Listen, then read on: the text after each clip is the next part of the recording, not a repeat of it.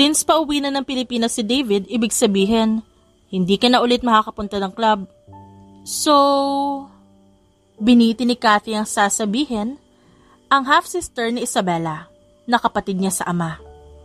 So, ano yung iniisip mo? Nagtaas ng kilay si Isabela nang gumuhit ang ngisi sa labi ng kapatid.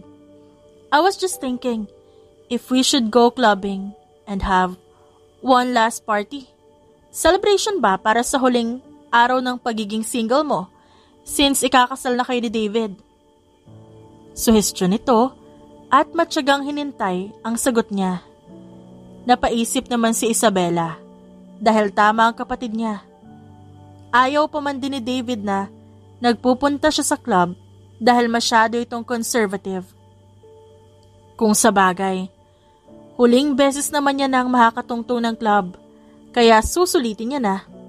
Dahil pagkatapos nito, papasok na siya sa buhay ng pag-aasawa. Okay, kasama ba natin sila Kyla at Mira?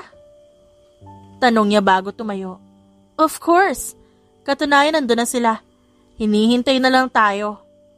Sagot ni Kathy na para bang pinaghandaan talaga ang gabing to. Wait me here, maliligo lang ako at magbibihes. Paalam ni Isabela sa kapatid bago umakyat sa kanyang kwarto. Take your time. Nang matapos si Isabela sa ginagawa, agad na rin ang pagbaba niya. At gamit ang sasakyan ni Kathy, tinungo nila ang club ng magkasama. Sa VIP seats tayo! Bahagyang sigaw ni Kathy nang tuluyan silang makarating at makapasok sa club.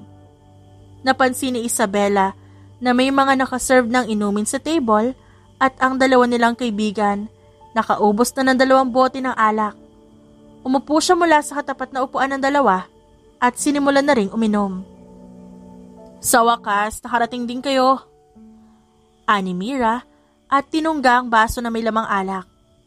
Girls, ano sabi ko sa inyo? I told you to wait for us. Nakangusong bungad ni Kathy na naupo sa tabi ni Isabela. Hindi na namin kayo mahintay, no? But we have a surprise! Inilabas ni Kyla ang confetti habang si Mira naman nilabas ang turotot. Congratulations sa darating na kasal! At least, diba, meron tayong celebration before ka ikasal. And happy last single era ngayong gabi. At magkasabay nilang pinasabog ang confetti at hinipan ang turotot. Natawa na lang si Isabela sa kalokohang naisip ng dalawa. Akala niya naman kung anong klaseng surprise ang hinanda ng mga ito. Mamimiss ka talaga namin kasama lagi sa club. Pero don't worry about us. Kasama naman namin tong kapatid mo. Nagtaas baba ang kilay ni Mira habang may nakakalokong ngiti sa labi. Siya pala magiging kapalit ko eh. No problem. Kilala niyo naman niya si Kathy. Hindi naman nagkakalayo ang ugali namin. Sang-ayon ni Isabela bago uminom ng alak. What did you say? Malayo kayo ugali yung dalawa. Itong si Kathy mahinhin at mahiyain. Samantalang ikaw bungangera at hindi nagpapatalo. Daig mo pa nga ang ninakawan ng pera, sulupit mo manggulpe. In short, isa kang Amazona. Tutol na sabi ni Kyla habang pinangangalanda ka ng ugali niya. Napangiwi na lamang si Isabela dahil totoo ang sinabi ng kaibigan. Magkaiba talaga sila ng kanyang kapatid. Ngunit kahit ganon, mas gusto siya ng marami kaysa kay Kathy. Tanging si Mira at Kyla lang ang naglakas loob na makipagkaibigan sa kapatid niya. Kaya hinayaan niya na rin mapasali ito sa grupo nila dahil talagang lonely ito. Ilang minuto pa nang umepekto ang tama ng alak sa katawan nila. Nakuha na nila magsayaw sa gitna ng dance floor habang si Kathy nakabantay lang sa kapatid niya. Oh, akala ko ba magsa-celebrate ka kasama namin? Ba't di ka umiinom? Tanong ni Isabela sa kapatid habang panay ang talon dahil sumasabay siya sa masiglang tugtog. Remember, I'm the driver. Hindi ako pwedeng uminom, Isabela. Sagot ni Kathy ng pasigaw dahil kung di niya gagawin yon, hindi rin maririnig ng kapatid niya ang sinasabi niya. And yes, hindi siya nito tinatawag na ate kahit na mas matanda siya na 1 taon. Dahil yun naman ang gusto niya, para hindi na ito mahiya sa kanya. Simula kasi nang dalhin ng daddy niya si Kathy sa bahay nila, daig pa nito ang pulube na sobrang nakakaawa. Nung una, hindi nila ito matanggap ng mommy niya. Ngunit kalaunan, nang malaman nila ang naging sitwasyon nito, paunti-unti pinapasok nila ito sa buhay nila. Lasing na lasing ka na. Let's go, umuwi na tayo. Hinila ni Kathy ang kamay niya paalis ng dance floor. Ano ka ba? Di pa ako lasing. Andun pa lang sila Kyla oh. Reklamo ni Isabela. Ngunit wala ring nagawa kundi magpatangay sa hila. Inalalayan ni Kathy ang kapatid habang palabas sila ng club. Dumiretso sa parking area. Alam mo Kath, maganda ka naman. Ba't di ka mag-boyfriend? Wala ka pang pinapakilala sa akin. Tomboy ka ba? Birong wika ni Isabela sa lasing na tono sabay tawa. I'm not. At matagal na ako may gusto sa isang lalaki. Hindi ko lang makuha-kuha. Dahil taken na. Mariing tanggi naman ng kapatid. Ba't di ka nagkukwento sa akin? Sino yan? Kilala ko ba? Kilalang kilala mo. Makahulog ang sagot nito bago isakay ang kapatid sa front seat ng sasakyan. Matulog ka na dyan. Ako nang bahala sa'yo. Dagdag pa nito na siyang ginawa nga niya. Nagising na lamang si Isabela nang maramdaman ang presensya na nasa tabi niya. Nahihilo niya pang binangon ng sarili. Ngunit madilim na kwarto ang bumungad sa kanya at tanging lampshade lang ang nagsisilbing liwanag nila. Are you awake now? Wika ng baritonong boses sa tabi niya. Nagtaasa ng balahibo sa batok niya. Paanong may lalaki sa kwarto niya? Ang huli niyang naaalala, nakatulog siya sa kotse ni Kathy. Nasaan siya? Saan siya dinala ng kapatid niya? Where am I? Tanong niya sa lalaki. Ngunit nahigit niya ang hininga nang tumama ang mainit na hininga nito sa tenga niya. Nasa hotel ka. Ikaw ang bayarang babae na tumanggap sa alok ko. Your body in exchange of my money. Wika na lalaki sa mariing tono. Huh? Nagtatakang aniya dahil wala talaga siyang maintindihan sa nangyayari. Before we begin, may kondisyon akong dapat mong alalahanin. Wag na wag ka nang magpapakita pa ulit sa akin pagkatapos nito. Wag ka rin magpapanggap na buntis dahil alam na alam ko na ang modus niyo. Do you understand? At kahit hindi naiintindihan ni Isabela ang sinasabi nito, napatango na lang siya. Good girl. Walang ano-ano'y, naramdaman niya na lang ang paglapat ng labi nito sa kanya. Sa gulat, hindi niya nagawang itulak ang lalaki. Hindi niya pa nga naiintindihan kung bakit nasa hotel siya. Tapos tinawag pa siyang bayarang babae ng lalaking humahalik sa kanya.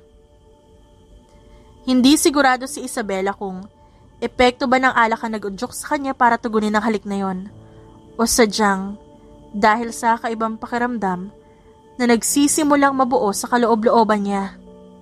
Alam na alam niya kung saan patungo ang mangyayari, ngunit nagpatuloy pa rin siya at nagpaubaya dito.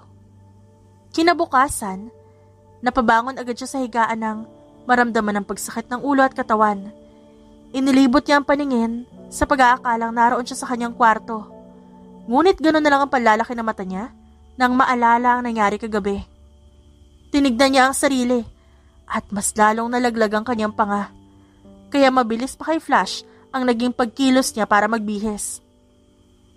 Are you already leaving? Namamaos ang boses na tanong ni Jasper sa kanya.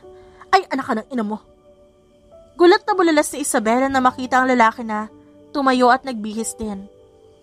Agad ang naging pagtalikod niya at agad pinamulahan ang muka sa nakita. Your money is already sent to your account. Hindi ko inaasang lasing kita madaratnan kagabi. Hindi niya alam kung dismayado ba ang lalaki o siyang madidismaya at maiinis sa nangyari. Hindi porke gwapo ito, magiging barumbado na lang ito. Humarap siya sa lalaki at walang pasubali niya itong sinumbatan. Lilinawin ko lang sa'yo, mister. Hindi ako bayarang babae. At saka anong perang pinagsasabi mong damuho ka? Wala ako natatanggap. Dahil kung may binayaran ka mang babae, hindi ako yon. Nagtaas ng kilay si Jasper at tinitigang mabuti ang dalaga. I was supposed to be in my room? Not in this fucking hotel. Ba't ako nandito? Habang nakikipagbangayan si Isabela sa lalaki, biglang bumukas na lamang ang pintuan ng silid kung nasan sila. Parehas silang napatingin nang pumasok ang parents niya, maging ang fiancé at kapatid niya. See, Dad? I told you. Nandito si Isabela. Nagpapakasaya sa lalaki niya. Sumbong ni Kathy na may halong panguuyam at ngisi sa labi. You cheated on me? Sumbat naman ni David na fiancé niya. How could you do this, Isabela? Binahiran mo ng kahihiyan ng pamilya natin. Malakulog na sigaw ng daddy niya. Dahil sa lalaki, nakalimutan niyang may fiancé nga pala siya. Dahil sa nangyari, hindi niya na naisip ang kahihinatnan ng aksyong ginawa niya. Dad, let me explain everything. Agad ang naging paglapit ni Isabela sa kanyang ama at hinawakan ito sa kamay. Ngunit marahas lang itong tinabig ng daddy niya. Han, kailangan mo pakinggan ang paliwanag ng anak mo. Maintindihing wika ng kanyang ina, ngunit inilingan lang ito ng daddy niya. You are a disgrace to our family. Mabuti pa itong kapatid mo, hindi nagbibigay ng sakit sa ulo. Simula ngayon wala ka nang uuwi ang pamilya. Let's go, Medi. Sambit ng kanyang ama at hinila paalis ang mami niya. Fine, do what you want. Matapang na sigaw ni Isabela bago makalabas ang magulang niya. Tinigdan pa siya ng mami niya sa huling pagkakataon at sumenyas na babalikan siya. Siya ba ang pinalit mo sa akin, ha? Tanong ni David at dinuro ang lalaki na prenteng nakatayo sa di kalayuan at may multo ng ngiti sa labi na parabang natutuwa sa pinapanood niya. Napairap si Isabela dahil muntik niya na makalimutan na nandito nga pala ang dalawang asungot na sumugod. Hindi niya inaasahang isi-set up siya ni Kathy ng ganito dahil malaki ang tiwala niya dito. Kaya sa halip na sagutin ng fiancé, binalingan niya ng tingin si Kathy. You planned this. Sigurado niyang sambit. I don't know what you're talking about. Inosenteng sagot ng impacta na tinawanan ni Isabela. Nakakatawa ka rin, no? Pagkatapos mo makisiksik sa buhay namin, magpanggap na mahiyain at mahinhin. Pero nasa loob naman pala ang kulo. Bakit ba hindi ako naniwala sa instinct ko? Pang-uuyam niya. Dati palang umaalingasaw na yung mabaho mong ugali. Bakit kaya ngayon ko lang napuna? Magaling ka kasing magtago ng sariling basura. Pumalakpak pa siya na halatang hindi nagustuhan ni Kathy. You're supposed to be crying and begging. Ganyan ba katigas ang puso mo? Ikaw ang may kasalanan kung ba't nagkandaletse-letse ang darating nating kasal. Wala ka bang konsensya, Isabela? Akusa ni David sa kanya. Bakit ako iiyak, ha? At magmamakaawa? Wala akong kasalanan. Kung tutuusin, kayo nga dapat humihingi ng tawad sa akin dahil sa mali niyong pang-aakusa. At saka bakit ba ako sinisisi niyo? Etong impacta na to ang may kasalanan. Dinuro niya si Kathy at nagkunwari naman ang babae sa pag-iyak. Look at what you did. Wala ka bang konsensya? Galit na sumbat ni David at dinaluhan ang mapagkunwari niyang half-sister. Ang galing mo, Kathy. Pwede ka na mag-artista. Try mo mag-audition sa Star Hunt, ha? Malaking potensyal mo makuha. Nakangisi niyang pang-uuyam saka lumabas ng pintuan. Ngunit agad din ang pagbalik niya nang may maalala. Wait, I just wanted to do something. Nilapitan niya ang dalawa at inangat ang mukha ni Kathy. Nagtataka naman tong tumingin sa kanya. Pasampal nga. Bumuelo si Isabela bago pinalipad ang palad niya sa nakarejuve na mukha ng kapatid. What the hell, Isabela? Gulat na bulalas si David. Ngunit ginisihan lang siya ni Isabela. Wala nang kasal na magaganap. Dagdag na sigaw nito bago makalabas ng pintuan ang dalaga. Kung kaya ni Kathy na traidorin siya, pwes, kaya niya namang ibalik sa babae ang dobleng pasakit na ginawa nito sa kanya. Hindi niya kailangang umiyak dahil naniniwala siya na ang pag-iyak para lang sa mahihina. Para san pang tinawag siyang Amazona ng mga kaibigan niya. Kaibigan niya dati. na hindi niya na kaibigan ngayon dahil kumampi na at nagpautos sa half-sister niyang bruha. Dahil expert ang babae sa pabiktim na ugali at pamamanipula, napaniwala nito ang mga tangang kaibigan niya. Napagpasyahan din ni Isabela na umalis sa poder ng kanyang ama. Namuhay siyang mag-isa. Nakatira sa isang kondo na binili ng kanyang mommy para sa kanya. Yung binili kong stock ng pagkain pang 1 month na yan. Paalala ng mommy niya nang bisitahin siyang muli sa kondo niya. Mom, di mo na kailangan tulungan. I still have my savings. Sagot ni Isabela at hinawakan ang kanyang ulo dahil nakaramdam ng pagkahilo. Nito mga nakaraang araw madalas siyang mahilo. At kapag naman naaamoy niya ang paboritong ulam, nasusuka siya. Hindi mo may iwasan na mag-alala ako, lalo pat nakahiwalay ka sa amin ng daddy mo. Tinanggal ka pa niya sa kumpanya na dapat ipapamana niya sa'yo. Dismayado at hindi makapaniwalang sambit ng kanyang ina. Kaya pala hindi ako komportable sa bastardang anak ng daddy mo. Kakaiba pala ang ugali. Kung alam ko lang, hindi ko na sana siya pinayagang tumuloy sa bahay natin. Kinukuha niya lahat sa'yo. Your room in our house, your friends, even your ex-fiancé nilalandi niya. I can't believe her.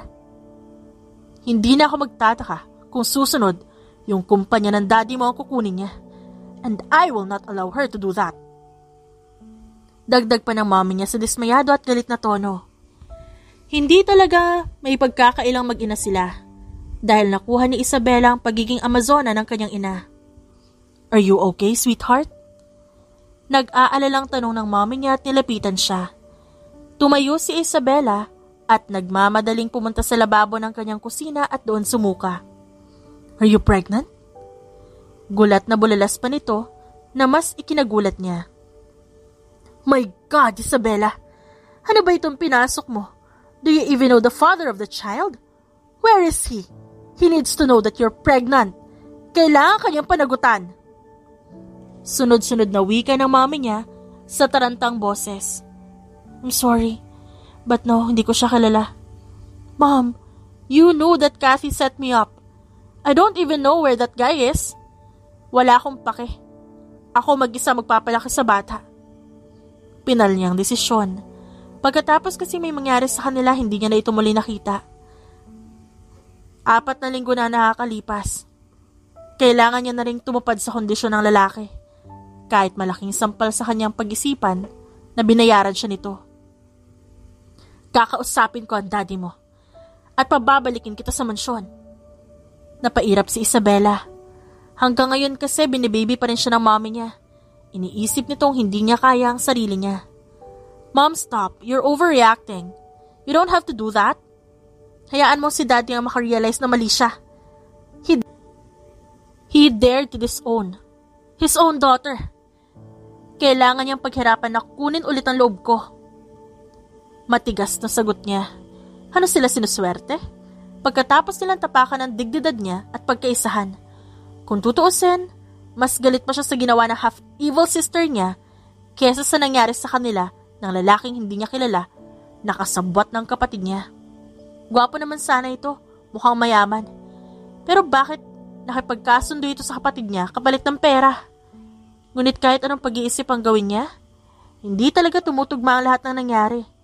Kung tutuusin, siya pa nga daw ang binayaran ng lalaki.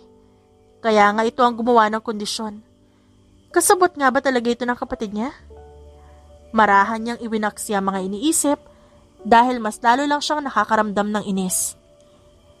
6 na taon ang lumipas, inako ni Isabela mag-isang responsibilidad sa pagpapalaki ng kanyang anak. Tumutupad lang siya sa kondisyon ng lalaki at isa pa, ayaw niya na rin naman makita ang pagmumukha nito at baka mahambalos sila ng 2x2. Mommy, your phone is ringing.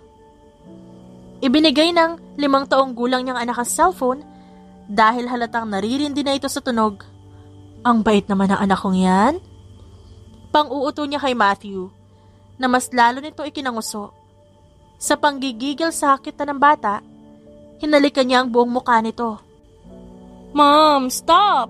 I'm a big boy na! Reklamo nito kaya napahalakak siya. Minsan, napapatanong siya kung kanino ba naman ng anak niya ang pagiging aburido. May oras na masungit to, iritable, nakabusangot, pero kung minsan din naman napaka-sweet. Napapaisip na lang siya na baka nakuha nito ang ugali ng ama nito. Wala man lang nakuha sa kanya. Maging sa muka, kamukhang kamukha ito ng lalaki. Oo, sa tagal ng taon, naaalala niya pa rin ang pagmumukha ng lalaking yon. Paano ba naman? Nagkaroon ito ng instant look-alike. Di pinapaalala sa kanya araw-araw ang pagmumukha ng lalaki. You're not a big boy pa. Ang big boy kasi, ka-age ni mommy. Paliwanag niya sa anak, kaya napahalukip-kip ito. No, I don't even need to drink milk. Dahilan pa nito, na bahagya niyang ikinatawa. Okay. Yun na lang ang sinabi niya dahil hindi titigil ang kanyang anak na magdahilan kapag ipinilit pa niya ang sarili. Sinagot niya ang tawag ng hindi rehistradong numero nang bumalik na sa panonood ang bata. Hello, who's this? Bungad niyang bati at tanong sa kabilang linya. Good morning, Miss Reyes. We're pleased to inform you that you've been chosen for the secretary position in our company. Pwede ka na magsimula bukas. Congratulations. Thank you so much for the opportunity, ma'am.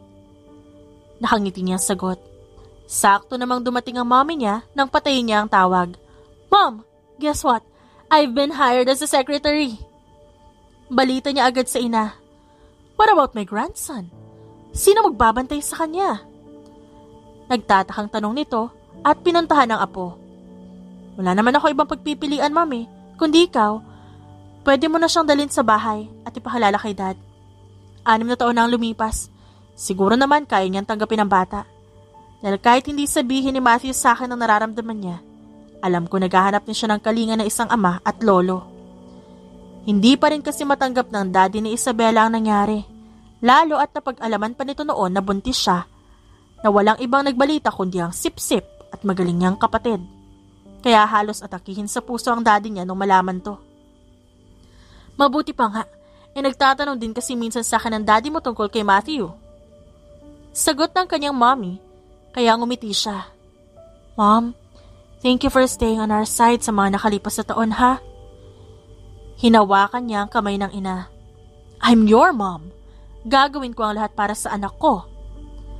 Kaya naman kinagabihan, kinausap na agad ni Isabela ang kanyang anak. Matthew, magpapakabait ka kay lolo at lola, okay? Tuwing papasok si mommy sa work, sa kanila ka may iwan. Si lola na rin sasama sa'yo sa pagpasok sa daycare. Kukunin na lang kita kapag tapos na work ni mommy. Sa gabi, okay?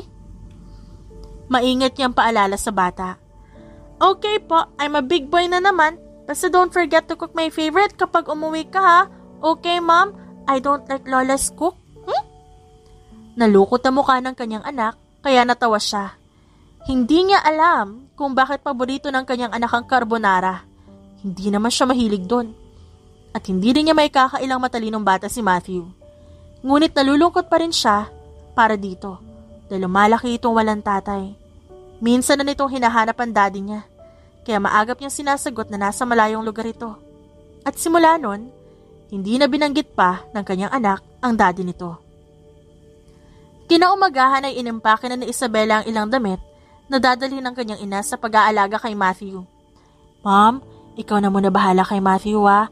Tawagan mo na lang ako kung may problema. Saad niya? At nagmamadali na siya nag-ayos dahil late na siya sa unang araw ng trabaho. Baby, mauna na si mommy, ha? Magpakabait ka sa school at kay lola, okay? Tumango naman si Matthew habang nakakunot ang noo. Halatang aburido na naman ito dahil sa aga nitong nagising. Pagkatapos na ilambili ni Isabela, nagmamadali na siyang sumakay ng taxi papunta sa kumpanya. Pagpasok niya sa kumpanya, agad siyang sumakay ng elevator papunta sa office ng CEO para pumirma ng kontrata. Kumatok siya ng 3 beses nang makarating sa office nito sa panghuling palapag. Ngunit hindi pa man din siya nakakakatok. Bahagya siyang napatalon sa gulat nang marinig ang boses ng kung sino sa hallway. Where is the new secretary? Pagalit na sigaw ng lalaki, kaya mabilis siyang humarap sa kinaroroonan nito. Nahigit niya ang hininga at malutong na napamura na makilala ang mukha nito. Sa lahat ng pagkakataon, dito pa talaga sila magkikita? Siya ba talaga ang ama ng anak niya? o kamukha lang nito? Baka na traffic lang sa daan, sir. Kabadong sagot ng nasa mid-40s na babaeng nasa tabi nito, habang sinasabayan ng malalaking hakbang ng lalaki. Nandito na po ako. Agaw niya sa atensyon ng dalawa at pinanatili ang profesional na tono ng pananalita. Tama, hindi siya dapat kabahan. Wala naman tong alam na nabuntis siya. At isa pa, kung malaman man itong nagbunga ang ginawa nila, hindi naman siya paniniwalaan ng lalaki dahil sa kondisyon na sinabi nito sa kanya, kaya mas mabuti pang magpanggap na hindi niya kilala ito. Nandito na pala, Sir Jasper. Kumunot ang noo ni Jasper nang makita ang babae. Siya ang babaeng umuko pa sa isipan niya noon pagkatapos may mangyari sa kanila. Ang babaeng dahilan kaya hindi niya nagawa pang mambabae. Ang babaeng pinagpilitan sa kanya na hindi ito bayarang babae. At nalaman lang niya na totoo ang sinasabi nito nang magreklamo ang babaeng binayaran niya noon kung bakit hindi ito sumipot ng gabing yon.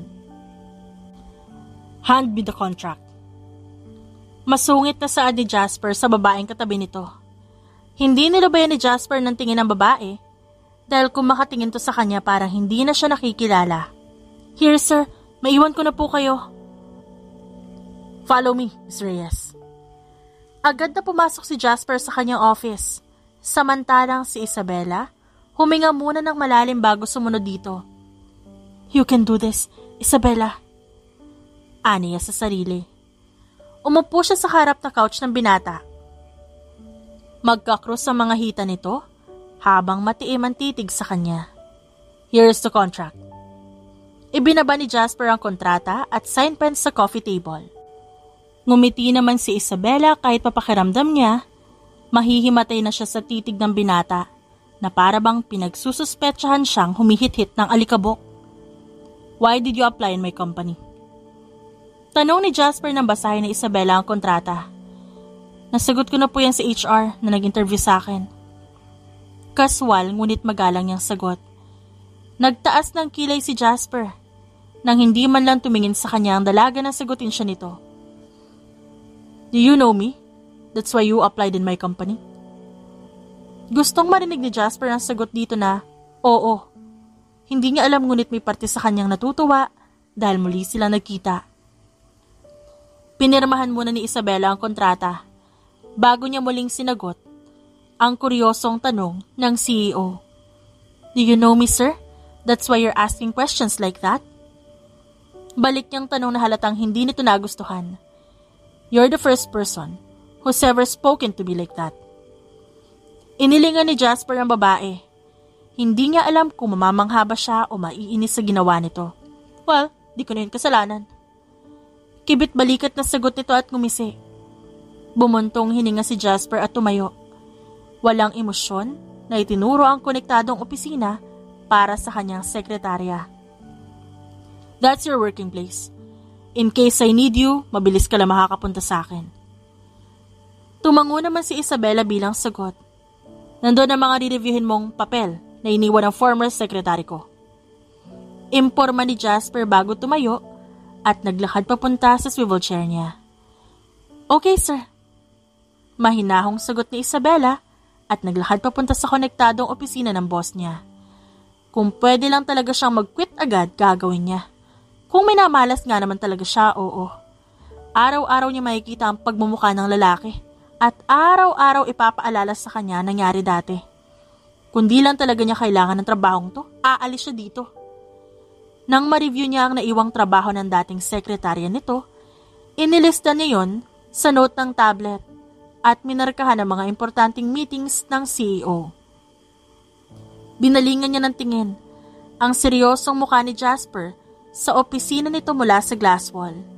Mukhang masama ang timpla ng mukha nito dahil sa mga papeles na binabasa. Tinignan ni Isabela ang oras at nakitang lunch break na. Kaya naman tumayo na siya at lumabas sa kanyang opisina.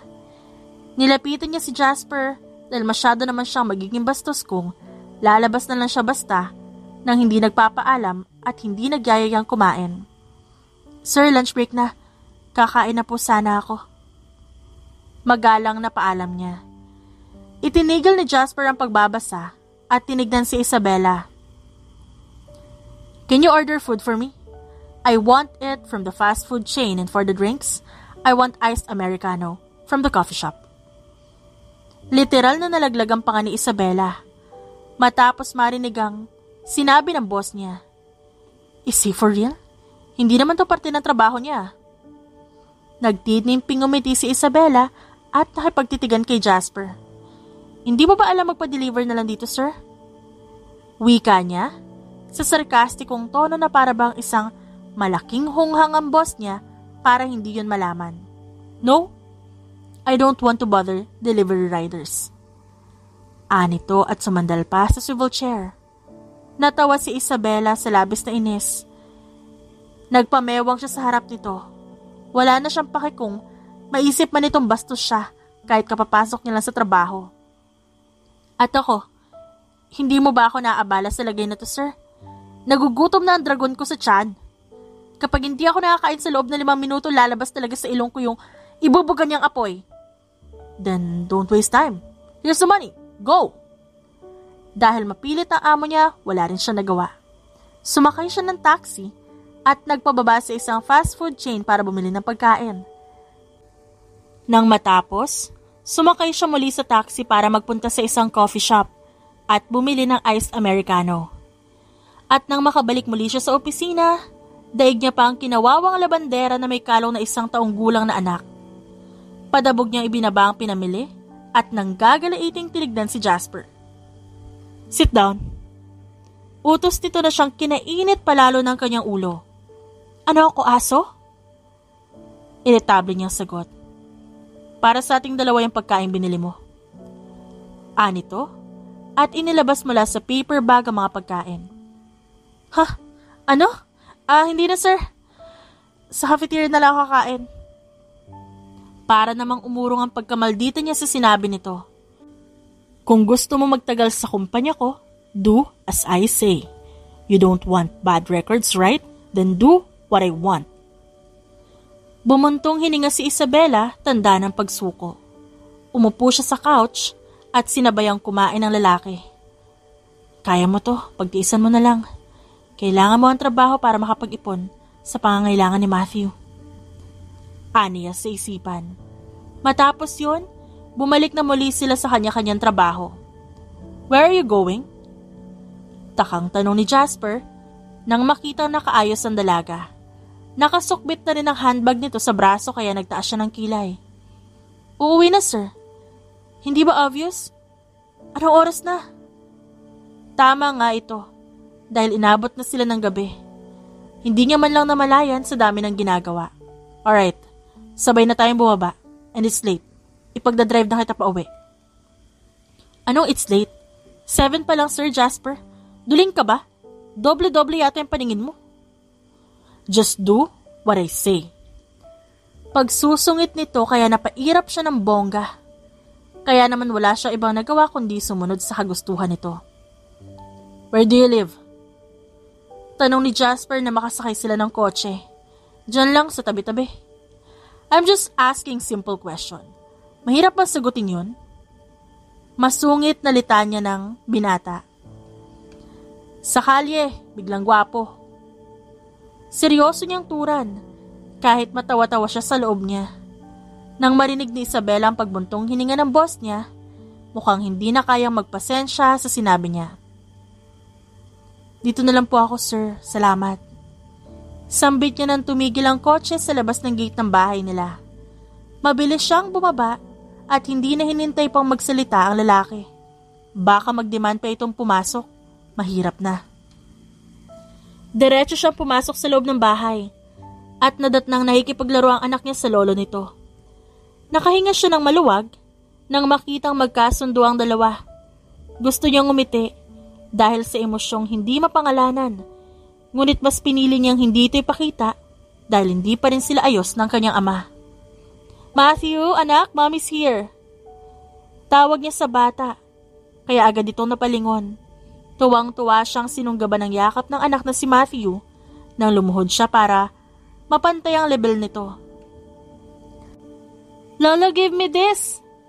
Sabay pakita nito na isang box ng chocolate at ang mamahaling laruan na pinapabili nito dati sa kanya. Talaga? Nag-thank you ka na ba kay Lolo? Yes, and he said, bibigyan niya pa ako ng lots of chocolates kapag palagi ako ditong pupunta. Narinig niya ang pagtikim ng daddy niya at tumayo ito mula sa kinauupuan. Dito na kayo mag-dinner ni Matthew. Maautoridad ang boses na wika ng kanyang ama. Hindi na po, sa bahay na lang kami kakain. Masyado na kami nakakaabala. Walang emosyon niyang tugon at kinuha na ang gamit ni Matthew sa sofa. Dito na kayo kumain, Isabela. Nagpaluto pa ng pagkain ng daddy mo. Biglang sulpot naman ng kanyang ina sa eksena. Mommy, let's eat here, please. Napabuntong hininga siya nang marinig ang pakiusap ng anak. Kung di niya ito pagbibigyan, malamang magiging aborido ito. Kaya naman pumayag siya makisalo sa pagkainan kasama ang daddy niya. Ilang sandali pa nang magsimula silang kumain, dumating naman ang kampon ng kadiliman. Oh, hindi mo naman sinabi, Dad, nabibisita pala tayo. Inimbitahan ko pa naman si David na magkapunan dito. Bahagyang natawa si Isabela habang pinupunasan ang bibig ng anak. Binalingan niya agad ng tingin si Kathy, nakahawak ng kamay ng ex-fiancé niya. Sa loob ng 6 na taon, bihira niya lang ito makita. At bagay na bagay talaga ang dalawa dahil yung isa mapanira ng relasyon at ang isa naman utu-uto. Mommy, hindi mo rin nasabi sa akin na darating ang anak sa labas ni Daddy na McAfee. Panguuyam ni Isabela sa pangalan ng babae. Ngumisi siya at tinignan ng dalawa. Bagay na bagay talaga kayo. Dagdag niya pa, kaya halos patayin na siya sa tingin ni Kathy. Tama na yan, nasa pagkainan tayo. Suway ng kanilang ama. Tapos na naman kami kumain ni Matthew, uuwi na rin kami. At saka hindi ko kaya makisabay kumain sa harap ng 2 basurang umaalingasaw. Let's go, anak. Aniya, saka tumayo. Pinunasan niya ang kumalat na pagkain sa labi ng bata at bubuhati na sana ito na magsalitang muli si Kathy. Mas lalo naman ako. Hindi ko kayang sumabay sa bastardong anak mo na nabuo dahil sa kasalanan. Hirit nito kaya tumaas lahat ng dugo sa ulo niya. Ano sinabi mo sa anak ko, ha? Mabilis niyang nilapitan si Kathy at hinaklit ang buhok nito. How dare you say that to my grandson? Sausaw naman ang mami ni Isabela at tumulong sa pagsabunot dito. Aray, masakit ha? Reklamo ng babae habang pinagtutulungan ng dalawa. Hindi naman magkanda o gaga si David kung tutulungan ba niya ang nobya o uunahing pigilan si Isabela at ang mami nito. Nagtitimpi na nga ako sa iyong bruha ka. Pinigtas mo pa natitira kong pasensya. Ani Isabela at dinalawang kamay ang sabunot sa kapatid. Stop it! Isabela! Medi! Sigaw ng daddy niya sa kanila mag-ina. Umirap sa hangin si Isabela at pinakawala ng buhok ng babae. Ngayon niya lang din napansin na umiiyak na pala si Matthew habang nakatingin sa kanya. Agad niyang nilapitan ng bata at kinalong ito para patahanin. Why are you doing this to my mom?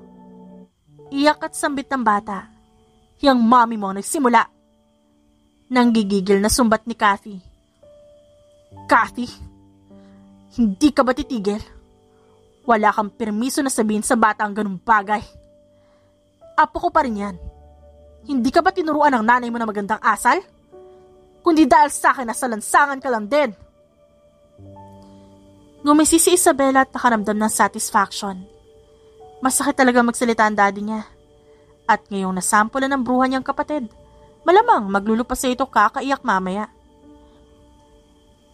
Alis na po kami. Hindi bagay makasama ang anak ko dito. Lalo na kung makakasalamuhan niya ng basura.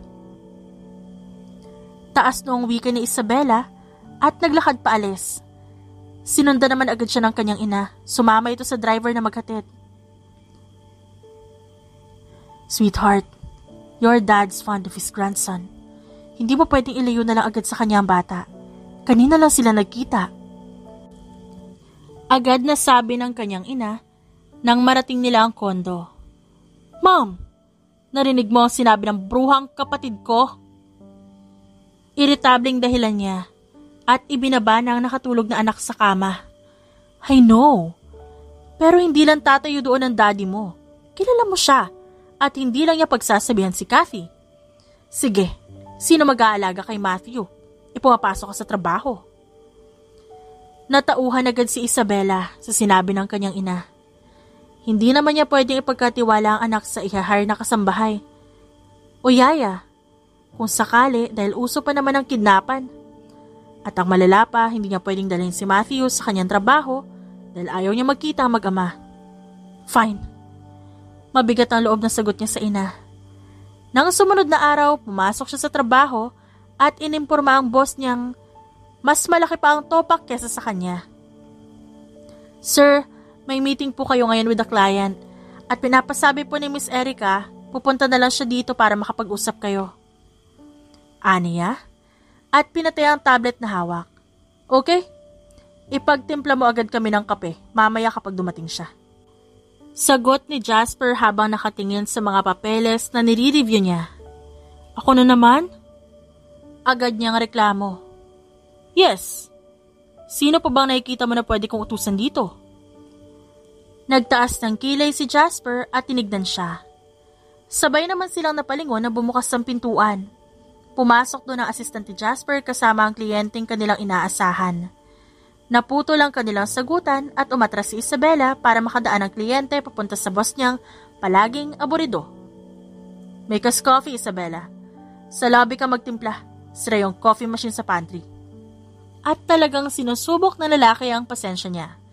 Kahapon, pinabili siya ng pagkain at inumin sa magkaibang pamilihan. At ngayon, nagpapatimpla to ng kape sa pinakababa ng panghuling palapag ng building. Mariin siyang napapikit at napahawak sa sentido. May awa naman siyang tinignan ng assistant ng lalaki. Seryoso ka, sir? Hindi makapaniwala ang sagot niya at tinignan ng boss niyang nakangiti na ngayon dahil sa babaeng kausap. Mas lalong nag-init ang ulo ni Isabela sa nakita at naglandian pa nga sa harap ko. Is that your secretary, Jasper? Mareklamo yata? Turo sa kanya ni Erica, ang babaeng kliyente ng boss niya. Don't mind her. Let's just proceed to our business. Wika ni Jasper para mas inisin pa ang dalaga. Tumawa naman na parang nasasapian si Isabela dahil sa inis. Napaatras sa gulat ang babae sa ginawa niya. Napailing naman si Jasper habang may ngisi sa labi. Tignan mo nga naman, ang kakapalan na mukha ng lalaking to, oo. Umirap si Isabela at padabog na lumabas ng pintuan. Ayos ka lang, Isabela?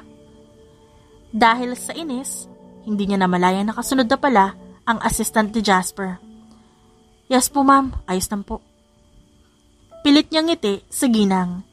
Pagpasensyahan mo na si Sir Jasper. Pagtiyagaan mo na rin ang trabahong to. Dahil mahihirapan naman akong maghanap ng kapalit. Wala naman po akong planong umalis. Tsaka kayang-kaya ko naman sabay yung ugali ng tuyuin kong boss. Bahagyang natawa ang ginang sa sinabi niya. Bilib nga ako sa iyo eh. Nasasagot-sagot mo siya ng ganun. Naku, kung ibang empleyado yan, malamang tinanggal na agad ni Jasper sa trabaho. Nagtataka nga ako eh, kung ba't wala man lang talab yung ginagawa mo sa kanya. Nakangiti pang dagdag nito. Malaki lang po siguro talaga ang topak ng taong yun. Pagkatapos nila mag-usap, nagpaalam na rin ang ginang at umiba ng daan. Nang makababa si Isabela, agad siyang nagtimpla ng kape para sa dalawa. Napangisi siya na makaisip agad ng kalokohan. Kumuha siya ng isang kutsarang asin at inilagay sa kape ni Jasper. Ewan ko na lang kung di pa ako makaganti sa pagpapahirap na ginagawa mo sa akin. Hawak ang dalawang kape. Habang umaakyat ng elevator, hindi niya mapigilang mapakanta kahit pinagtitignan siya ng ibang empleyadong kasama niya. Nang bumukas ang elevator, agad siyang nagtungo sa office at sinipa ang pintuan upang makapasok siya. Ngunit imbis na ang dalawang magulat, siya pa ang nagulat sa nadatnan. My gosh! Hindi ka ba marunong kumatok? Irritabling sigaw ng babae dahil naudot ang balak ni Jasper na halikan to. Paano ako kakatok? Hawak ko tong 2 tasa ng kape.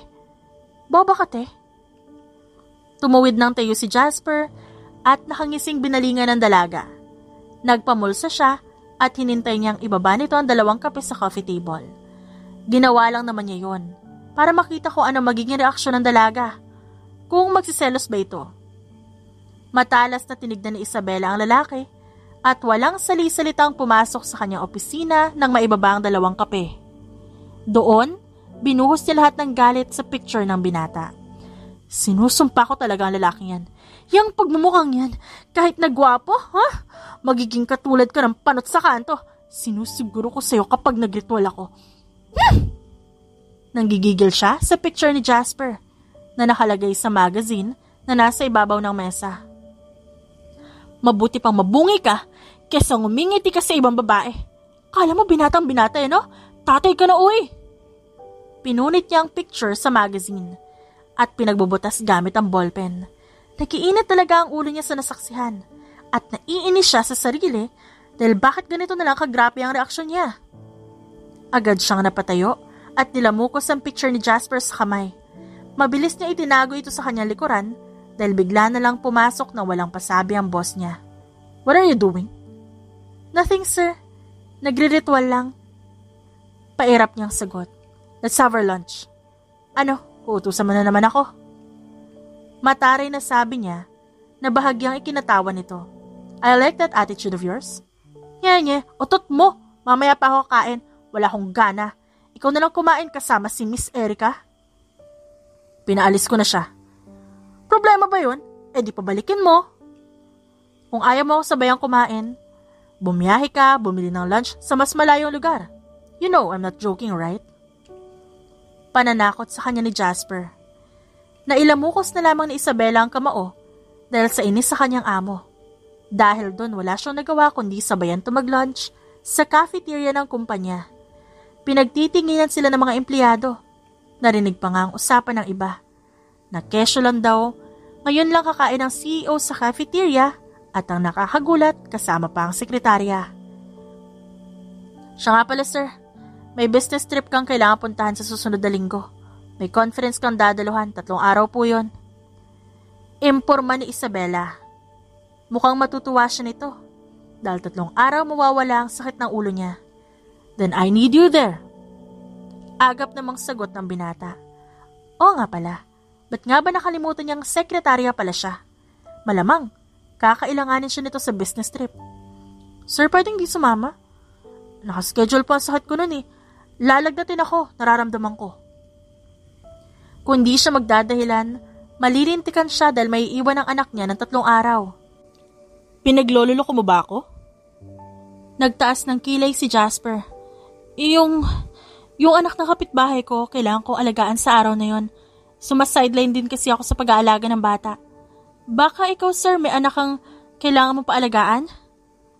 Palusot pa niya na mukhang hindi naman epektibo. No more excuses. I need you there. Gusto kong nasa tabi kita. Naibuga naman ni Isabela ang iniinom na tubig. Napaubos siya at kinuha ang tisyo para punasan ng bibig. Wala naman sigurong ibig sabihin ng binata sa sinabi ni Tono. Okay sir, pero kapag nagka-emergency sa bahay, kailangan ko umuwi agad ah. Nakahinga siya ng maluwag nang pumayag ang binata. Mukhang mahaba-habang paliwanagan ang kailangan niyang sabihin sa anak niya. Nang sumapit muli ang gabi, muli na naman siyang hinatid ni Jasper pa uwi. Mukhang masasanay ang binata sa ganito. Delikado ang puso niya. Matthew, starting next week, aalis muna si mommy dahil sa trabaho. 3 days ako mawawala. Is that okay with you? Tanong niya sa bata nang makauwi na siya ng kondo. Are you going to see my daddy? Inosenteng tanong nito. Nagtatanong din ang mga mata nito na tumingin sa kanya. Parang pinipiga ang puso ni Isabela dahil ngayon na lamang ulit nabanggit ni Matthew ang daddy niya. Siguro hinahanap na nito ang kalinga ng isang ama dahil nakakasama na nito ang lolo niya. Kaya pakiramdam ng bata may kulang na sa kanya. Kung maiintindihan lang sana nito ang rason niya, ayaw niya ito ipakilala dahil sa takot na baka hindi siya matanggap ni Jasper. Ayaw niyang masaktan ng anak niya. No, Mom is going with her boss. Ayaw niyang umasa ang anak niya at hanap-hanapin ang daddy nito kalaunan. Mas mabuti pang magsinungaling siya dito. Okay po, basta tell daddy that I'm big boy na. Nakita niya Ang lungkot na rumihistro sa mata ng bata, kaya mas lalong piniga ang puso niya.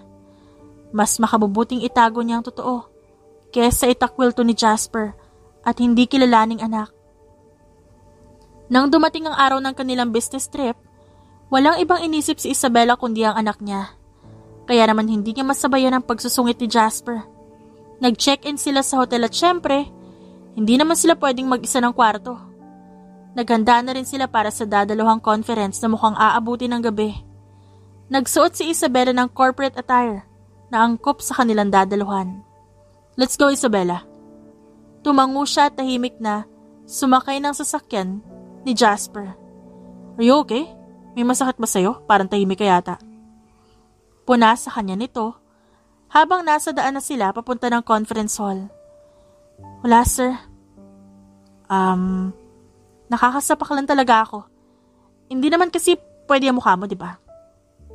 "Isabela, I'm serious. What's bothering you?" "Kung gusto mo na agad umuwi, ika-cancel ko na lang tong conference para sa'yo." Hindi alam ni Isabela kung nagsasabi ba ng totoo ang lalaki. Ngunit dahil sa kaseryosohan nito at sa tono nito, mukhang totoo nga. "Sir, you need to attend on this matter. Ikaw ang pinaka-importante dito, hindi ka dapat mawala. If you need anything, just say it to me." Nagsimula ang unang session at walang ibang ginawa si Isabela sa kanyang upuan, kundi ang tignan kung may tawag ba o text ang mami niya patungkol kay Matthew. Inabot sila ng gabi at ramdam niya ng lamig kaya nang makalabas sila ng hall, nagulat na lamang siya nang ipatong ni Jasper ang coat nito sa balikat niya. Hindi niya naman alam na may tinatago palang ganoong side ang lalaki. Magkaugali nga talaga sila ng anak niya. "Rest if you're tired." Mahinahong wika ni Jasper nang makita siya nitong papikit-pikit dahil sa antok. At ganun nga ang ginawa ni Isabela. Nang marating nila ang hotel, hindi na inabala pang gisingin ni Jasper ang babae. Binuhat niya ito at inihiga sa sarili nitong hotel room. Kinaumagahan, nagising si Isabela dahil sa paulit-ulit na katok sa pintuan niya. "Lintik naman, natutulog pa yung tao eh." Iritableng saad niya at bumangon para buksan ang pinto at kung sino man ang pangahas na nanggising sa kanya. "Good morning. Let's have our breakfast together." "Oh, I see. Kagigising mo lang." Tumatango at nakangiting bungad ni Jasper. At talagang nalintikan na nga siya. Dahil para siyang binagyo sa itsura niya. Magulo ang buhok, kalatang makeup sa mukha niya. "Don't worry, you're still beautiful." Hindi niya alam kung dahil ba sa compliment ni Jasper kaya mabilis na kumabog ang dibdib niya. O dahil sa pagiging conscious sa ganong itsura. Mabilis niyang sinara ang pintuan upang maligo at mag-ayos. Napapakamot na lang siya sa kanyang ulo sa sobrang inis. "You know what? You're familiar. Nagkita na ba tayo dati?" Panghuhuli ni Jasper nang kumakain na silang dalawa sa restaurant. Tinignan niyang mabuti ang reaksyon ni Isabela at nahuli niya agad ang pag-iiba nito na ekspresyon. Naisip niya nung una na kilala agad siya nito. Sadyang magaling lang magpanggap ang babae sa pagtatago. Kaya niya nga ito palaging pinapahirapan at sinusungitan dahil parusa niya yon sa hindi pag-alala sa kanya. "It's possible. Siguro nagkita na tayo dati sa daan, sa mall or sa ibang lugar, kaya siguro pamilyar ako sa'yo." Hindi makatinging sagot ni Isabela sa kanya. "You don't have to lie to me anymore." Hindi na makapagtimping sambit ni Jasper. "What do you mean?" Kabadong tanong ni Isabela. Kaya mahigpit siyang napahawak sa kutsara at tinidor. Naaalala kaya siya nito? "We knew each other 6 years ago in the hotel." Parang naubusan ng hangin ang baga ni Isabela sa narinig. Kinailangan niya pang hawakan ng dibdib para makahinga ng malalim. Bumalik sa kanya ang galit dahil isa ang lalaki sa binayaran ni Kathy para sirain siya. "And I think I have to apologize for what I did and said to you back then. Maling hotel room ang napuntahan ko, I'm sorry." Panibagong revelasyon na naman para kay Isabela ang narinig. Yun na handa na siyang banata ng mukha ng lalaki dahil kumulo na ang dugo niya. "Wait, what are you saying? Hindi ka kasabot ni Kathy?" "Who's that? Your half-sister? No, di namin kilala ang isa't isa. Ngayon mas malinaw na sa kanya ang nangyari dati. At humingi ng tawad ang lalaki. Pakiramdam niya na wala ang malaking tinik na nakatarak sa dibdib niya. Hindi niya alam kung saan nanggaling ang siyang nararamdaman niya. Dahil ayaw niyang aminin na nagkahagusto na siya sa ama ng kanyang anak. Pagkatapos ng 3 araw na conference, dumiretso na agad sila ng uwi. Mommy! Tinakbo ni Matthew ang maliit na distansya sa pagitan nila ng kanyang ina at yumakap sa leeg nito. I miss you po! Matamis na sambit nito kaya natawa si Isabela. I miss you more, baby. Teka, para medyo mainit ka. Nilagnat si Matthew nang umalis ka. Imporma ng ina ni Isabela. Ba't hindi niyo naman ako tinawagan? E di sana nakauwi ako at naalagaan to anak ko. Kaya pala ganun na lang ang paghihintay niya ng tawag o text mula sa kanyang ina. E ayaw naman kitang abalahin sa trabaho. Pagdadahilan nito na mas lalo niyang kinainis. Naaawa siya sa anak dahil alam na alam niya na siya ang una nitong hinahanap kapag inaapoy ito ng lagnat. Kaya naman buong gabi niya itong binantayan. Nakipagkulitan kahit napagod siya galing biyahe. Nang sumunod na araw, pumasok na rin agad siya sa trabaho. Todo iwas naman ang ginagawa niya kay Jasper dahil alam niyang delikado na ang puso niya at may nararamdaman na siya para dito. Are you avoiding me, Isabela? Pansin ni Jasper nang hindi man lang siya matignan sa mata ng dalaga. Hindi ba't naman kita iiwasan? Why are you avoiding me? May nagawa ba ako? May nasabi? Tell me. Parang hindi nito narinig ang sinabi niya. Kaya inudyok pa siya ng binata. Wala nga, sir. Nakita niya ang pagtitimpi at paghingang malalim ni Jasper. Mabuti na lang din at pumasok ang assistant itong si Ma'am Rose para kausapin ang aburido niyang boss. Lumabas siya saglit at nagtimpla ng iced coffee. Para talaga kayong aso't pusa. Bagay na bagay kayo ni Sir Jasper. Napatalon siya sa gulat nang bigla na lang sumulpot sa tabi niya ang ginang. Kausap ka lang ni Sir Jasper kanina sa office niya. Nag-teleport ka ba, ma'am? Natawa ang ginang sa sinabi niya. Mabuti pang bilhan ko na ng pagkain ng topaking lalaki. Wika niya dahil lunch break na naman. At pagkuway, sumabay na sa kanya sa pagbaba ang asistant. Samantala si Jasper naman, hindi makapag-focus sa mga nire-review na papeles dahil hindi maalis sa isip niya si Isabela. Paano ba siya aamin na may gusto sa dalaga kung gano'n na lamang ito kailag na maiwasan siya? At saka, nasaan na naman ba ito at hindi man lang nagpaalam sa kanya? Nag-lunch na kaya ito mag-isa? Agad na napatayo si Jasper nang may kumatok sa pintuan ng office niya. Bumukas ito at nabungaran ng isang ginang na pamilyar sa kanya at buhat nitong bata. Nandito po ba ang anak ko si Isabela Reyes? Tanong ng ginang. Lumingon sa kanya ang humihikbing bata at halos takasan siya ng dugo nang makita ang pamilyar ito sa kanya. Mabilis ang pintig ng puso niya at mahigpit na kiniyom ang nanginginig na kamay. Is that her son? Halos pabulong niyang tanong. Napahunot ang noon nito at tinitigan siya. Pagkuway tumitig din sa batang karga. Yes, nasa na anak ko? Bumalik ang lagnat na apo ko at hinahanap siya. Hindi ko naman mahindian ng bata dahil iyak ng iyak. Who's the father of the child? Ako ba? Napalunok si Jasper at umaasang siyang ama ng bata. Hindi siya maaaring magkamali. Itinago ba sa kanya ni Isabela na nagbunga ang ginawa nila 6 na taon na nakakaraan? Ma'am? Gulat na wika ni Isabela nang mabungaran ng mami niya kasama si Matthew sa loob ng opisina. Nabitawan niya ang pinamiling pagkain nang makita na nagkita na ang mag-ama. Explain this to me, Isabela. Malamig at nakakatakot na sambit ni Jasper. Mommy! Humihikbi na saad ni Matthew at gustong magpakarga sa ina. Hindi alam ni Isabela kung anong uunahin niya. Ang magtanong sa mami niya kung bakit narito ito kasama ang anak niya o magpaliwanag kay Jasper na ngayon nagpupuyos ng galit. Mag-usap muna kayo. Lalabas na kami ng bata. Huminga siya ng malalim at tinignan si Jasper. Nandito na rin lang naman. Bakit hindi niya pa sabihin ang totoo?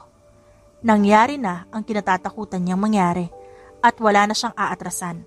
Tell me the fucking truth, Isabela. Ako ba ang ama ng bata? Muling tanong ni Jasper. Pinipigilan ng emosyon. Nilapitan siya para hawakan sa magkabilang balikat. Mariin siyang pumikit sa higpit ng hawak ni Jasper sa kanya. Yes. Halos pabulong na sagot niya. Why? Ba't mo nilihim sa akin? Malamang, dahil sa kondisyon mo. Hindi na ako pwedeng magpakita sa'yo. At sinabi mo pang huwag ako magpapanggap na buntis dahil alam mo na ang ganong modus. Oh, naalala mo? Kahit na, dapat sinabi mo pa rin sa akin. I still wanted to see you after what happened between us. Hindi ka nawala sa isip ko. Nahigit ni Isabela ang kanyang hininga. Unti-unting binitiwan ni Jasper ang pagkakahawak sa babae. At sa tingin mo, nawala ang takot ko na baka itakwil mo ang anak ko? Ganyan ba kababa ang tingin mo sa akin? Ganyan ba ako kawalang puso, ha, Isabela? Hindi siya makapagsalita. Nawalan siya na sasabihin. Yun ang first impression ko sa'yo. Masisisi mo ba ako? Marahas na nagpakawala si Jasper ng hininga. At sa tingin mo pakakawalan kita dahil sa nalaman ko? Kapag sinabi ko sa'yo gusto kita at pananagutan ko ang bata, will that be enough reason para pagkatiwalaan at tanggapin ako? Kinagat ni Isabela ang pang-ibabang labi. Hindi niya alam kung ano ang magiging desisyon niya. Make your choice, Isabela. Kung kailangan ko paghirapan ang sagot mo, I'll do it. Gusto kong bumawi sa ilang taon na wala ako sa tabi ng anak ko. Nahimigan ni Isabela ang banayad, determinado at nagmamakaawang tono sa boses ni Jasper. Fine. Pinal na sagot niya dahil ayaw niya nang ipagkait ang pagkakataong ito para sa anak niya. Lumabas ang ngiti sa labi ni Jasper at napasinghap na lamang si Isabela nang mahigpit siya nitong niyakap. Ipakilala mo ako sa anak natin. Bulong nito na para bang nakahinga na ng maluwag. Magkasabay silang lumabas at nang makita sila ng kanyang ina, agad itong tumayo mula sa upuan. Matthew, anak, come here. Malambing niyang wika sa bata. Bumalik ang lagnat niya. Ikaw ang unang hinahanap kaya dinala ko dito. You didn't tell me na nagtatrabaho ka pala sa ama ng anak mo. Sunod-sunod na sambit ng mommy niya at tinignan si Jasper. Maingat niyang binuhat ang bata mula sa kamay ng ina at binigyan niya ito ng ngiting humihingi ng tawad. Hosha, iiwan ko muna kayo. Mukhang kailangan niyo pa ng oras para makapag-usap. Tumingin muli ang ina ni Isabela kay Jasper at tumikim. Thanks, Mom. Sambit niya bago ito makaalis. Nang tignan niya si Jasper, nakita niya ang iba-ibang emosyon sa mukha nito na hindi niya mapangalanan. Can I hold him? Nagsumiksik naman si Matthew sa pagkakayakap sa ina nang marinig ito kay Jasper. No, I want mommy! Dumaan ang sakit sa mga mata ni Jasper. Baby, but he's your dad. Nagpipigil naman ang luhang paliwanag ni Isabela sa bata. Daddy? Inosenteng sambit ni Matthew at nagliwanag ang muka nang marinig ito galing sa kanyang ina. But you told me he's far. Takang tanong ng bata at tinignan siya. Kauwi lang ni Daddy. Mabilis niyang sagot at tinignan si Jasper na sinimangutan siya dahil sa narinig. Go on, greet your dad bago tayo umuwi. Sinilip ni Matthew ang daddy niya at muling iniwas ang tingin dahil sa hiya at takot na nararamdaman. I can't.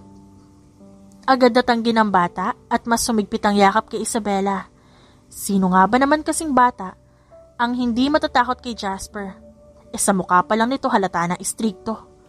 What's your name, big boy? Tanong ni Jasper at hinawakan ng maliit itong kamay. Matthew. Do you wanna build a snowman? Biglang tanong ni Jasper na tinawanan ni Isabela. Ano ba sinasabi mo? Natatawang tanong ng babae at inilingan siya. I'm just kidding. Do you wanna play with Daddy? Nakita niya unti-unting pagtango ng bata. Alright, pero kailangan mo magpagaling muna. Hinaplos ni Jasper ang buhok nito at kapag kuway binalingan ng tingin si Isabela. For now, umuwi muna tayo. Tayo? May mga meeting kang kailangan puntahan ngayon, Jasper. Gulat na wika ni Isabela. Ngunit imbes na sagutin siya, kinuha nito ang cellphone at tinawagan ng kung sino. Rose, cancel all my meetings. Kailangan ako na mag-ina ko. Nanlalaki ang mata ni Isabela dahil hindi siya makapaniwala sa ginawa nito. At sa bilis ng pangyayari, na malaya na lamang niyang naroon na sila sa kanyang kondo. Do you know how to cook carbonara? Paborito yun ni Matthew eh. Baling ni Isabela kay Jasper na ngayon ay inililibot ang paningin sa kabuuan ng kanyang kondo. It's also my favorite. Lahat yata nakuha sa akin ng bata. Natutuwang wika pa nito. Dito kayo nakatira ng bata? Sa loob ng 6 na taon? Hindi ka ba nasisikapan dito? Nakakunot noong tanong ni Jasper sa kanya. No, ayos lang naman kami ni Matthew dito. Bata pa naman siya. Makakasave pa ako para sa future niya. You don't have to do that anymore. Nandito na ako. I'll make the papers ready para magamit ng anak ko ang apelido ko. And after that, lumipat na kayo agad sa bahay ko. Bahagya siyang naging emosyonal sa sinserong sinabi ni Jasper. Sa wakas, hindi niya na kailangang itago ang takot at pangamba. At isa pa, hindi niya na rin kailangang itago ang nararamdaman niya. Thank you. Ilang araw ang lumipas, napansin ni Isabela ang pagbabago ni Matthew. Dahil mabilis itong gumaling sa sakit. At nakuha na rin ito makapaglaro kay Jasper.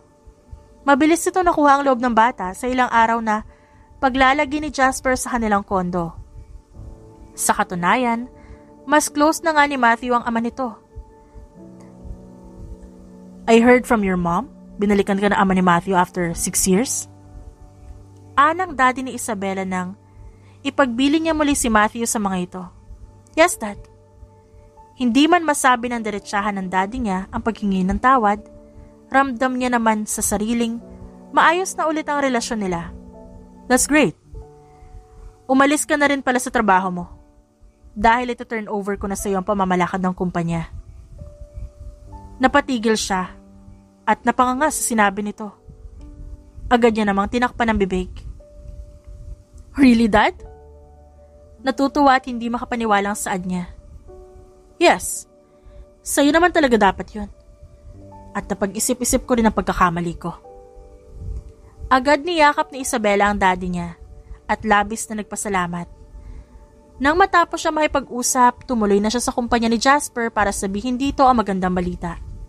Pagbukas niya ng pintuan, nawala ang malaking ngiti sa labi niya dahil nadatnan niya lang naman si Kathy na kausap ni Jasper. Alam na alam niya ang ugali ng kapatid. Hindi lang ito nagpunta dito para kausapin si Jasper kundi para landiin at agawin na naman sa kanya.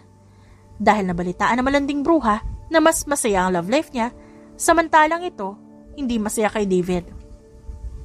Nandito na pala ang kapatid ko. Sorry, hindi kita tinuturing na kapatid. Nagpupuya sa galit na sambit ni Isabela. Pero ngumiti pa rin siya. Mabilis naman siyang nilapitan ni Jasper at tinawakan sa bewang. Kinikilala ko lang ang soon-to-be brother-in-law ko. Masyado ka namang OA, Isabela. Kinikilala o nilalandi? Kasi magkaiba yon. And in your case, malabong kinikilala mo lang ang boyfriend ko na ama ng anak ko. Pagdidiinan ni Isabela sa bawat salita. Nagsasawa na kasi ako kay David. Kaya gusto ko sana yung bago. Yung pwedeng maaga ulit sa'yo. Ngumiti si Kathy na parang walang mali sa sinabi. Alam mo, bagay na bagay talaga sa'yo yung pangalan mong McAfee, no? Hindi ka ba minahal ng nanay mo? Kulang ka ba sa aruga? Siguro hindi ka kinalaro dati ng mga bata sa lansangan kaya masyado kang kulang sa atensyon. Watch your mouth, Isabela. Hindi mo alam ang pinagdaanan ko. Oh, I know. Hanggang sa kasulok-sulukan ng budhi mo. Ngumisi si Isabela para mas lalong inisin ang bruha niyang kapatid. Miss, get out! Now! Saad naman ni Jasper sa babae. Kung nandito ka lang para saktan si Isabela sa pamamagitan ko, inuunahan na kita. Hindi mo magugustuhan ang gagawin ko sa'yo. Kaya naman sa inis at takot, padabog na kinuha ni Kathy ang kanyang bag at naglakad paalis. Oh wait! Huminto sa paglalakad ng babae at tumingin kay Isabela. Ito-turn over na nga pala sa akin ni Daddy ang company. Kaya simulan mo na mag-alsa balutan o maghanap ng ibang trabaho dahil hindi kita papapasukin sa kumpanya ko. Dahil kahit sa pagiging janitress, hindi kita pagbibigyan. Nangingiting kinaway ni Isabela ang kamay sa umalis na babae. So what's your plan? Aalis ka na sa pagiging sekretarya ko? Nagtaas ng kilay si Jasper nang pareho na silang makaupo ng babae. I need to. Hinawakan ni Isabela ang kamay ni Jasper at pinagsiklo pa mga ito. Alright, siya nga pala naayos ko ng papel ng anak natin. Bukas na bukas lang din, lumipat na kayo sa bahay ko. No excuses. Just do what I say. Okay, sir. Nangingiting tugon niya. Binasa niya ang pang-ibabang labi at wala sa sariling napatingin sa labi ng lalaki. Don't push me, Isabela. I'm already on my limit. Sa kanya lang napagtantong nakatingin din pala si Jasper sa mga labi niya. Then do it. Don't hold yourself. Mababang boses na wika niya. Pinalibot niya ang kanyang braso sa batok nito at unti-unti itong hinalikan na para bang ang halik na yon ay hinintay nila sa loob ng matagal na panahon. Pagkatapos na isang mahaba at mainit na halik, kapwa sila kinapos ng hininga. I love you, Isabela. Hindi mahihigitan ng salita kung gaano kalawak ang pagmamahal ko sa inyo ni Matthew. I love you more. Hindi na nga talaga mapipigilan ng kahit na sino si Jasper dahil siya na mismo ang sumundo sa kanya mag-ina para lang masigurong lilipat na mga ito sa bahay niya. Isabela, may nangyari kasi kay Sir Jasper? Kailangan mo siyang puntahan dito sa kumpanya? Hindi kasi namin siya mapigilan eh. Tarantang wika ng assistant ni Jasper nang tumawag kay Isabela. Napatayo naman sa kinauupuan si Isabela kahit na nasa kalagitnaan ng meeting. Isang linggo ang nakalipas at itinurn over na sa kanya ang kumpanya. Kaya kailangan niya mag-resign sa pagiging secretary ni Jasper. What? What happened? O sige, papunta na ako. Wait for me! Nagmamadali niyang sambit. Kahit na hindi alam kung anong nangyayari. Miss Isabela, nasa middle tayo ng meeting. Pagpigil sa kanya ng kanyang sekretarya, ikaw na muna bahala, I'll be right back. Please. Pagbaba niya ng sasakyan, agad siyang nagtatakbo papasok sa loob ng building. Ngunit gano'n na lang ang pagkalitong rumihistro sa mukha niya nang makitang nakahilera sa 2 linya ang mga empleyado at may tigi-isang bulaklak na hawak. Teka, akala ko ba... Hindi niya na natapos ang sasabihin nang lumabas si Jasper at naglakad palapit sa kanya. Nagkanya-kanyang tuksuhan ng mga empleyado dahil kinikilig ang mga ito. Isabela Reyes, gusto ko nang palitan ang apelyido mo. Gusto mo bang idugtong ko na yung apelyido ko sa pangalan mo? Kasabay nito ang pagluhod ni Jasper at paglabas ng isang maliit na kahon na may lamang singsing. Hindi na siya nagpatumpik-tumpik pa.